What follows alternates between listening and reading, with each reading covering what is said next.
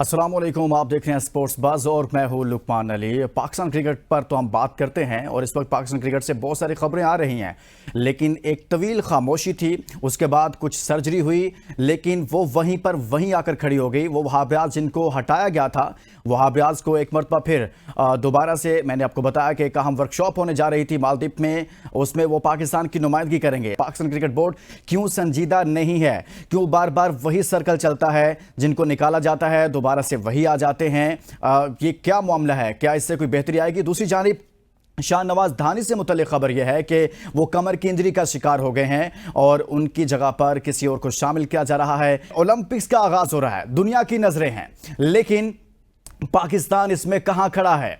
वो पाकिस्तान जिसने gold medal जीते, माजी में पाकिस्तानी दस्ते वहां पर जाते रहे और बहुत सारी पाकिस्तान के लिए कामयाबियां समेटी, गो के बहुत बड़े पैमाने पर नहीं, लेकिन फिर भी कहीं ना कहीं कोई उम्मीद रहती थी।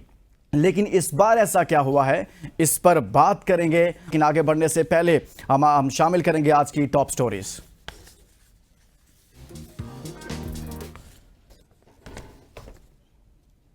चैंपियंस ट्रॉफी में भारतीय टीम के दौरा पाकिस्तान के लिए हुकूमत और पीसीबी राब्ते में है। पीसीबी ने भारत को दो तरफा सीरीज के लिए कोई पेशकश नहीं की। सिर्फ 2 या 3 अफराद से जिम्मेदारी वापस लेना किसी मसले का हल नहीं। साबिक क्रिकेटर शोएब मलिक ने मोहसिन नकवी की सर्जरी की मुखालिफत कर दी। पेरिस ओलंपिक्स में पाकिस्तानी स्क्वाड सिर्फ एथलीट्स पर मुश्तमिल। पाकिस्तान हॉकी का जवाल कब, क्यों और कैसे शुरू हुआ? प्रोग्राम में शामिल है एक दिलचस्प पैकेज। फ्रांस में पेरिस ओलंपिक्स की इफ्तिताही तकरीर 26 जुलाई को होगी। और north American scribble championship, Pakistan के वसीम खत्री को फाइनल में शिकस्त। पूरी कौम के लिए जो कंसर्न है वो है हॉकी। वो हॉकी क्या बिल्कुल दम तोड़ गई, जिसमें हमने 4 वर्ल्ड कप जीते, दुनिया में सबसे ज्यादा वर्ल्ड कप हमने जीते, जिसने 3 गोल्ड मेडल ओलंपिक्स में पाकिस्तान को जितवाए। अब सवाल यह है, गोल्ड मेडल जीतना तो दूर की बात है, हम क्वालिफाई नहीं कर पा रहे, इसका जिम्मेदार कौन है? लेकिन इसी हवाले से हमारी टीम ने एक रिपोर्ट तैयार की है, इस पर हम बात करेंगे। हमारे साथ 2 साबिक ओलंपियन मौजूद हैं, लेकिन उससे पहले वो रिपोर्ट देखते हैं जिसमें पाकिस्तान हॉकी के उरूज व ज़वाल की एक कहानी है। ये रिपोर्ट देखिए, फिर वापस आते हैं। ये रिपोर्ट आपने देखी है, इस पर बात करेंगे। पाकिस्तान हॉकी के उरूज व ज़वाल की कहानी आपके सामने रखती है। ये सब क्यों है? सवाल उठ रहे हैं, इन्हीं सवालात के जवाबात लेंगे और बात करेंगे। हमारे साथ मौजूद हैं साबिक ओलंपियंस शकील अब्बासी साहब। शकील अब्बासी साहब, बहुत शुक्रिया, आपने हमारे लिए वक्त निकाला। इसी तरह से हमारे साथ मौजूद हैं रेहान भट्ट साहब, आप साबिक ओलंपियन हैं। रेहान भट्ट साहब, बहुत शुक्रिया, आपने भी हमारे लिए वक्त निकाला। शकील अब्बासी साहब, आपसे आगाज कर लेते हैं। वो हॉकी जिसने ओलंपिक्स में 8 मेडल जीते, 3 गोल्ड मेडल हैं, 4 वर्ल्ड कप जीते, दुनिया में सबसे ज्यादा वर्ल्ड कप हमने जीते और दुनिया हॉकी के मैदानों में हमने राज किया, एक उरूज था, लेकिन कहां पर पहुंच गए? मेडल तो दूर की बात है सर, हम क्वालिफाई नहीं कर पा रहे, वजह क्या है? जी बिस्मिल्लाहिर्रहमानिर्रहीम। देखिए, इसकी वजह तो काफ़ी जो है ना वो 2008 से शुरू होती है, जब आसिफ बाजवा सेक्रेटरी आया, ये उसके बाद से ये वजूहत इसकी शुरू होती हैं। गाया बगाया जब भी प्लेयर, हम जैसे अब रेहान या मैं, सोहेल, हमारी एक टीम बन गई थी, कॉम्बिनेशन बन गया था एक अच्छा, जिससे हम विक्ट्री ले सकते थे, या हम पे अगर थोड़ी तवज्जो दी जाती या हमारे लिए हमें इज्जत दी जाती या हमसे पूछा जाता, तो मैं समझता हूँ कि उस वक्त ऐसा एक ऐसी टीम हमारी तैयार हो गई थी 2004 से या 2003 से लेके 2014 तक। ऐसी एक सिनेरियो था, हमारी एक ऐसी टीम थी कि जो आपको कोई मेडल दिला सकती थी, लेकिन उस वक्त तवज्जो नहीं दी गई। उस वक्त तवज्जो यही थी कि जो फंड आ रहा था, प्लेयर वहीं का वहीं था, लेकिन जो भी सेक्रेटरी या जो भी प्रेसिडेंट आता था उसके बारे न्यारे हो जाते थे। तो मैं समझता हूँ कि ये तो सारा वो गेम हुई है जिसमें जो है ना वो प्लेयरों को कुछ भी नहीं मिला, प्लेयरों से जॉब्स ले ली गई, प्लेयरों को जो है ना वो लीग खेलने की इजाजत नहीं दी जाती थी, ना पाकिस्तान से उनको कुछ दिया जाता था। तो मैं समझता हूँ कि जब से ये एक मखसूस टोला जो है ना वो बिठा दिया गया पाकिस्तान हॉकी फेडरेशन में, उसके बाद जवाल हुआ। और उसकी जो बेसिक वजह ये थी कि जब आपके डिपार्टमेंट ही खत्म हो जाए, देखें, हॉकी प्लेयर्स को बहुत ज्यादा लग्जरी लाइफ नहीं चाहिए थी। हॉकी प्लेयर्स को यही चाहिए था कि उसका किचन अच्छा चले, उसका बच्चा अच्छे स्कूल में पढ़े, दैट्स इट। बहुत ज्यादा लग्जरी लाइफ नहीं थी, उसका कोई अपना अच्छा सा छोटा सा घर हो, जो उसको डिपार्टमेंट की सूरत में मिल जाता था। एक अच्छी 18 ग्रेड की जॉब, 17 ग्रेड की, मतलब हमारे देखे ना पुराने प्लेयर जिस तरह हसन भाई हैं, हनीफ भाई हैं, ये सारे कस्टम कलेक्टर जो है ना वो रिटायर हुए हैं। तो मैं समझता हूँ कि ये वो जॉब्स ना होने की वजह। दूसरी वजह ये हुई है कि एक मखसूस टोला जिन्हें हॉकी के बारे में मतलब वो उनके जब वो एज ए प्लेयर भी उनकी इतनी कंट्रीब्यूशन नहीं थी पाकिस्तान टीम के साथ, और जब वो मैनेजमेंट में आए, सेक्रेटरीशिप में आए, और उसके बाद उन्होंने वहां भी वही जो है ना वो अपना गन रचाया जो उन्होंने 96 में रचाया था। तो मैं समझता हूँ गाया बगाया उस चीज को देखते हुए वो सीनियर प्लेयर्स को बिल्कुल रिस्पेक्ट नहीं देते थे, मेरा ख्याल है, जो जिस वजह से जो है ना वो सीनियर प्लेयर भी जो है ना वो इनसे बहुत ज्यादा वो मुतनफिर थे। तो गाया बगाया जब इन्होंने एकदम से ही जो है ना, अब जो हमारा एक बैच था रेहान बट जिसमें सोहेल अब्बास, जिशान अशरफ, वसीम, इन्होंने वो टोटल एकदम से निकाल दिया, एकदम से साइड लाइन कर दिया। तो जब वो एकदम से साइड लाइन, जब इन्होंने मतलब एक जूनियर टीम को उठा के सीनियर टीम में कन्वर्ट किया, तो मैं समझता हूँ उसके बाद जो है ना ये जब 30 साल जो है ना वो एक लड़के पे हॉकी पे पाबंदी लगा दी, मतलब इन्होंने कि 30 साल का लड़का हॉकी नहीं खेल सकता। ये कौन सा दुनिया का रूल है? कौन से दुनिया में ऐसा रूल बनाए जाते हैं कि एक प्लेयर पे ही पाबंदी लगा दी जाए कि वो 30 साल का है तो वो हॉकी नहीं खेल सकता। तो वो मैं समझता हूँ कि ये इस तरह के डिसीजन लेते जो है ना वो गाया बगाया वही ग्रुप फिर आता। हमारे साथ साबिक ओलंपियंस मौजूद हैं, बात कर रहे हैं पाकिस्तान हॉकी पर। एक ब्रेक के लिए कहा जा रहा है, ब्रेक से वापस आएंगे तो मजीद बात करेंगे।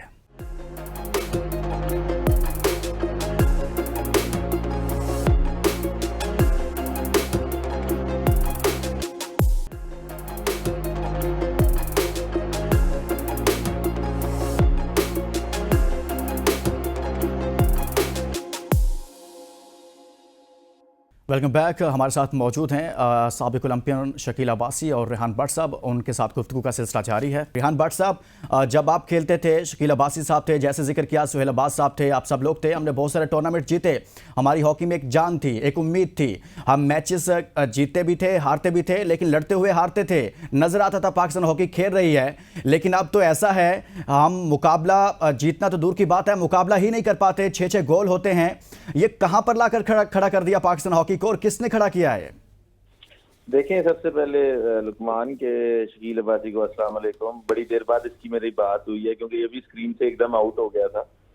और दूसरी बात ये है कि जो आप बात कर रहे हैं कि जो हमारा बैच था, रेहान बट, शकील अब्बासी, सोहेल अब्बास, वसीम, सलमान अकबर, अदनान मकसूद, मीन्स के सकलैन, ये ऐसे प्लेयर्स थे कि जो अगर आप कहें तो आज भी लोग उनको जानते हैं और उनको पहचानते हैं। बट जहां पे आपने ये बात की कि यहाँ पे लाके खड़ा करने वाला कौन है, लुकमान साहब, मैं थोड़ा सा आपकी नॉलेज में इजाफा करूं जी कि हम तीसरे ओलंपिक्स गेम से बाहर हो रहे हैं। बिल्कुल, मीन्स के 12 साल हम लोग जो हैं वो क्या करते रहे हैं, और इस 12 साल में 3 दफा अगर हम बाहर हुए हैं ओलंपिक से, तो उन तीनों ओलंपिक्स गेम की क्वालिफाइंग राउंड की तैयारी में कौन मुलविस था? उसके बाद उन तीनों ओलंपिक गेम्स के अंदर कौन ऐसे लोग थे जो पाकिस्तान हॉकी फेडरेशन में बैठे हुए थे? ये वो ही एक जो शकील अब्बासी ने बात की है कि 2008 से लेके आज 2024 है। ठीक है जी, आप 2024 मीन्स के 2008, 12 और 16 साल से ये फेडरेशन 94 जो वर्ल्ड कप जीते हुए, उनके चंद मखसूस बंदे, मैं प्लेयर्स नहीं कहूंगा, कुछ चंद मखसूस बंदे जिन्होंने हाईजैक किया था पाकिस्तान हॉकी फेडरेशन को। क्या ये 4 या 6 लोग, इनको कोई इल्हाम होता है या इनको कोई अमेरिका फैसिलिटेट करता है कि इनके दिमाग में कोई कंप्यूटर फिट कर दिया गया है कि 16 साल में पाकिस्तान टीम 3 ओलंपिक्स गेम में क्वालिफाई नहीं कर सकी, लेकिन रहना इन्होंने ही है? इसकी वजह मुझे आप बताएं, ये क्यों रहते हैं? अब उन चंद मखसूस बंदों में अगर आप बात करें तो मैं खुल के नाम आपको बताता हूँ। शकील अब्बासी ने एक बंदे का नाम तो ले लिया, बाकी मैं आपको बताता हूँ। उसमें राना मुजाहिद है, उसमें अंजुम सईद है, उसमें अगर आप बात करें ख्वाजा जुनेद साहब हैं, उसके बाद यही आप मैं आपको सिंपल सी बात कहता हूँ कि 3 ओलंपिक गेम्स में टीम बाहर हुई, तीनों के जो क्वालिफाइंग राउंड के कोच थे वो ख्वाजा जुनैद साहब थे। आज राना मशहूद के साथ हॉकी ठीक करने के लिए ख्वाजा जुनैद साहब बैठे हुए हैं। ओ भाई मेरे कोई पिछली हिस्ट्री उठा के देख लो, अगर हॉकी को ठीक करना है, ये आइंस्टाइन नहीं है, ये वो लोग नहीं है कि जिनको 16 साल, मैं कहता हूँ मुझे और शकील बाजी को आप ना सिर्फ 5 साल दे दें। हाँ। हमें कोई हॉकी फेडरेशन में नहीं बैठना, हमें सिर्फ काम करने के लिए जो हमारी टीम को जरूरत है हमें वो फैसिलिटेट करते। अगर 5 साल के अंदर अंदर अगले ओलंपिक गेम के अंदर पाकिस्तान टीम क्वालिफाई नहीं करेगी, हम दोनों कभी हॉकी में ही नहीं आएंगे। ओ भाई ये रॉकेट साइंस नहीं है। यहाँ पे एक ये बड़ी प्रॉब्लम है कि आपका सियासतदान के साथ तल्लक होगा तो आप इस पाकिस्तान हॉकी फेडरेशन के अंदर आ सकते हैं, प्लेयर होते हुए आप आ ही नहीं सकते। तो यार भाई ये अगर कोई सियासतदान कोई मुल्क को ठीक करना चाहता है या हॉकी फेडरेशन को ठीक करना चाहता है, तो ये सख्त हकीकत, ये तलख बातें जो मैं आज बोल रहा हूँ आपको, ये अगर कोई ठीक करना चाहता है तो भाई खुदारा अगर कोई सियासतदान किसी हॉकी प्लेयर का वाकिफ है या वो ये इन्हीं टोले का, ये 4-5 सर फैन की दूर की बात है, जिम्मेदारी है हुकूमत की, जिम्मेदारी है प्राइम मिनिस्टर की, जिम्मेदारी है हमारी विफाकी गवर्नमेंट की। फैन होना दूर की बात है, हम इनसे सवाल करेंगे क्यों पाकिस्तान हॉकी यहाँ पर पहुंचे, इसीलिए हमने आपको दावत दी कि आप बात करें कि कौन जिम्मेदार है, निशानदेही करें, पता चलना चाहिए। सर मैंने आपको बताया कि आप ये सिर्फ इनसे ये पूछ लेना कि ये जो आज भी हॉकी फेडरेशन के अंदर बैठे हुए हैं, राना मुजाहिद साहब हैं, उसके बाद अंजम सईद साहब बैठे हुए हैं, फिर ख्वाजा जुनैद साहब उधर बैठे हुए हैं, राना मशहूद साहब गवर्नमेंट के अंदर, तो इनके जरा पीछे हिस्ट्री उठा के, कैरियर उठा के तो देखिए जरा कि इन्होंने किया क्या पाकिस्तान हॉकी के साथ। आप कोई क्रेडिबिलिटी ही नहीं है। मैं आपको अभी, मुझे एक फोन आता है कि वो कहते हैं कि हम टैलेंट हंट स्कीम करने लगे हैं। पिछला टैलेंट हंट अभी 1 साल पहले टैलेंट हंट शहबाज शरीफ साहब ने करवाया है, उसमें मैं गिलगित बल्तिस्तान का ब्रांड एम्बेसडर था।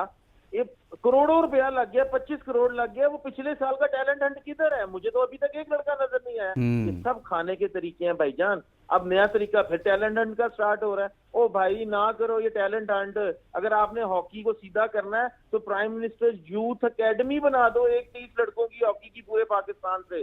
वो कम पैसे भी लगेंगे और 1 साल के अंदर आपको लड़के भी मिल जाएंगे। लेकिन कोई ठीक करना नहीं चाहता, लेकिन कोई ठीक करना नहीं चाहता। रिहान, मैं आपकी तरफ वापस आऊंगा। शकील अब्बासी साहब, ये जो मामला है, जिस तरह से आपने भी बात की, पहले आपने कहा कि सहूलियात का मसला है, ये बात बार बार आवाज़ उठती है और हम भी खुद इस चीज़ का एतराफ़ करते हैं कि जो बाकी प्लेयर्स को, जैसे हमारे क्रिकेट को प्रमोट किया जाता है, चीज़ें होती हैं, इस तरह से हॉकी को नहीं किया जाता, प्लेयर्स के फाइनेंशियल इश्यूज़ होते हैं, ये तमाम तर चीज़ें होती हैं। लेकिन इसके बावजूद हमने देखा जब आप लोग भी खेलते थे, सब लोग, उस वक्त भी कोई आइडियल सूरत हाल नहीं होती थी, लेकिन परफॉर्मेंस ज़बरदस्त आती थी। सवाल मेरा यह है कि क्या लड़कों में पोटेंशियल नहीं है, कोचिंग स्टाफ अच्छा नहीं है, म्यारी सहूलियात का जो फुकदान है वो हावी हो चुका है इतना बड़ा कि तमाम तर चीज़ें दब के रह गई हैं? देखें, ये रेहान ने बात की है, नाम सारे लिए रेहान ने, बिल्कुल यही टोला है। इसमें एक शहबाज सीनियर को भी आप साथ मिला सकते हैं। उसमें मैं एक बात करना चाह रहा हूं कि अब देखें ना, जैसे इन्होंने रेहान को टीम दी थी अभी पिछले 2 साल 1.5 साल पहले, रेहान से एक टूर्नामेंट करवा के रेहान को कहते हैं ओके भाई tata bye bye good bye, आप जो है ना बस आप ये ठीक है, आपने टूर कर लिया, रेहान को घर भेज दिया। इसी तरह अदनान जाकिर को ये इंग्लैंड से बुला के लाए थे, उसको एक जूनियर का वो दिया, उस बेचारे से वो पहले ही ले लिया। इन्होंने क्या किया, वो अच्छा गोरा कोच क्या कर रहा था, वो वहाँ हॉलैंड में बैठा होता है, टीम यहाँ सारी मैंने ट्रेनिंग करवाई, यहाँ पे जूनियर टीम को अपने सारा मैंने तैयारियां करवाई हैं। आगे वो आता है टूर पे, टीम ले लेता है और बस वो कहता है हाँ इस तरह खेलना है, इस तरह खेलना है, दैट्स इट। तो ये होता है कि हमारे अभी भी देखे ना, गोरा कोच, फिर इन्होंने वही गोरा कोच रख लिया अपना अजलान शाह में, और उधर अपना पोलैंड टूर अभी जो टीम गई है, वो गोरा कोच क्या हुआ, डायरेक्ट आया, उसने टीम ली, उठा के ले गया, वहां पे वो रिजल्ट आया। आप गोरे से पूछो ना कि भाई कि तुम्हारे क्या इतना पैसा लिए, रिजल्ट क्या तुमने दिया? पता नहीं हमारे मुल्क वालों को क्या है कि हॉकी पाकिस्तान ने दुनिया को सिखाई है, आप दुनिया से सीख रहे हो। भाई आप अपने यंग जनरेशन को चांस ही नहीं दे रहे हो, तो आपका कहाँ से? पिछले 22-23 साल से जो है ना यही एक टोला बैठा हुआ है, कभी कोचिंग में, कभी फेडरेशन के सेक्रेटरीशिप में, कभी प्रेसिडेंटशिप में, कभी डोमेस्टिक में, तो सारा यही टोला ही चला रहा है। और अभी पिछले दिनों ही हमारे वफाकी वजीर थे राना सनाउल्लाह साहब, वो कह रहे थे कि जी ये ऐसा मजबूत टोला है कि इसको गवर्नमेंट भी हिलाती है तो गवर्नमेंट खुद हिल जाती है। हाँ। तो भाई आप ये हॉकी में तो यार इतने कोई फन्ने खान नहीं है, आप देख लो यार इनको आप लोग क्यों नहीं हटाते हो? बार बार इन्हीं को चांस दे रहे हो, फिर आप गिला करते हो कि जी ओलंपिक में हमारे जो है ना 25 करोड़ में 7 जो है ना वो। भाई आप लोग जब ये इनसे हिसाब किताब नहीं लोगे, इसी तरह आप डील दोगे और जो है ना वो अपने यंग जनरेशन के जो आपके लड़के जो करंट हॉकी खेले भी हैं और समझते भी हैं, ये रेहान ने बिल्कुल सही कहा है कि अगर ये हमें टीम दे देते हैं 5 साल बाद, हमसे रिजल्ट दे ना, हम तो तायात छोड़ने के लिए तैयार है अगर हम रिजल्ट ना दे। हमें तो ये शौक ही नहीं है कि हम आके जो है ना वो बेगैरतों की तरह बैठ जाएं, हमें गालियां भी पड़े, हम जलील भी हों और फिर भी हम बैठे रहें। तो आपने ये जो आया है, आपकी यंग जनरेशन है जो यंग हॉकी जो मतलब करंट हॉकी को समझती भी है, वो जो खेली भी है, अगर उनको आप घर में ही बिठा देंगे और आप फिर वही, अभी मैं उस दिन देख रहा था एक प्रोग्राम चल रहा था एक टेलीविजन पे, वो सारे वही अनासिर बैठे हुए थे उस प्रोग्राम में हॉकी की बेहतरी करने के लिए जिन्होंने बेड़ा गर्क किया हॉकी का पिछले 20-22 साल में। तो आप मुझे आप बताएं कि अगर आप उन्हीं से फिर उम्मीद लगा के बैठे हैं तो फिर आप अहमकों की जन्नत में रहते हैं, फिर आप लगाते रहे उन्हीं से उम्मीद और फिर आप जो है ना ये रोना रोते रहे कि जी आज हमारी हॉकी कहाँ खड़ी है। हॉकी इससे भी, अब मैं आपको बताऊं, पाकिस्तान प्लेयर, अभी मेरे पास टीम थी, पाकिस्तान का लड़का कोई पाकिस्तान के लिए खेलना ही नहीं चाहता, वो अपनी सिर्फ सीवी बना रहे हैं बच्चे कि हमें यूरोप में कहीं लीग मिल जाए, हमें भिजवा दो। अभी 5-6 लड़कों को जो है ना वो मेरे से राब्ते में 2 का मैंने कॉन्ट्रैक्ट करवाया, उन बेचारों के पास या ना जॉब है ना उनको कोई फैसिलिटीज मिलती है। अभी वो एक अच्छा प्रोग्रेस दे के आए हैं, लेकिन वो क्या है, अच्छा फंड का रोना रो, ओ भाई जो फंड आप लोगों को मिलता है वो कहाँ जाता है? हाँ। अभी जी वजीर आजम जी हमें फंड दीजिए, हमारे पास फंड नहीं है, फलाना नहीं है, फलाना नहीं है। ओ भाई फंड तो पहले भी नहीं होता था, हम प्रोग्रेस देते थे, हमें जो है ना वो हम पाकिस्तान जज्बे के तहत खेलते थे, हम सारा कुछ करते थे। अब फंड्स का मसला तो पहले भी है, मैंने भी ये बात की है, सहूलियात पहले भी देखे ना। पिछले 2-2.5 साल से फेडरेशन ने प्लेयर्स को और कोचेस को कोई पैसा नहीं दिया, लेकिन वो अपनी तनख्वाहें ले रहे हैं। जो प्रेसिडेंट होगा, जो सेक्रेटरी होगा, वो अपनी तनख्वाह, उसकी तनख्वाह जा रही है, बाकी ना मुलाजिमों की तनख्वाह जा रही है, ना प्लेयर्स को पैसा मिल रहा है, ना कोचेस को पैसा मिलता है। एक वर्क जो है ना वो उसको देते हैं, वो उससे लगवा के उसको घर बिठा देते हैं। वो भाई आपकी जो यंग जनरेशन है जिन्होंने जी रेहान आप लास्ट कमेंट कर दे, शॉर्ट कमेंट कीजिएगा, मेरे पास टाइम कम है। जी रेहान भाई, अभी जो बात की है वो बात शकील अब्बासी ने बिल्कुल दुरुस्त की है कि यहाँ पे सेक्रेटरी और प्रेसिडेंट जो है वो अपनी तनख्वाहें ले रहे हैं, ना प्लेयर ना कोचेस को पैसे मिलते हैं। आपको इस बात का अंदाजा है कि जब ये जिलान शाह और पोलैंड टूर करके आए हैं, सेक्रेटरी और प्रेसिडेंट के डेली अलाउंस दोनों का कितना बना है? $30,000। 70 लाख रुपया, 1 करोड़ रुपया। जी, ये 1 करोड़ के करीब ये अपना डेली अलाउंस लेके जा रहे हैं, लेकिन प्लेयरों को नहीं सोच रहे कि प्लेयर को क्या दिया आपने। ये अपनी जेबें भर रहे हैं, अपने मामला इनके ठीक चल रहे हैं। बहुत शुक्रिया साबिक ओलंपियन हमारे साथ शकील अब्बासी साहब और भट्ट साहब हमारे साथ मौजूद रहे थे। पाकिस्तान हॉकी का और जो जवाल, आज तो जवाल ही जवाल नज़र आ रहा है, लेकिन क्या कोई दिन आएगा जिस दिन पाकिस्तान हॉकी दोबारा से अपने पाँव पर खड़ी होगी? फिर से हम देखेंगे कि कुछ नए ओलंपियन हमारे सामने हमें देखने को मिलेंगे जो अभी नज़र नहीं आ रहे। इसके साथ ही इस उम्मीद के साथ इजाज़त दीजिए कि आने वाला वक्त ज़रूर रोशन होगा, ज़रूर पुरुम्मीद होगा। अल्लाह हाफ़िज़।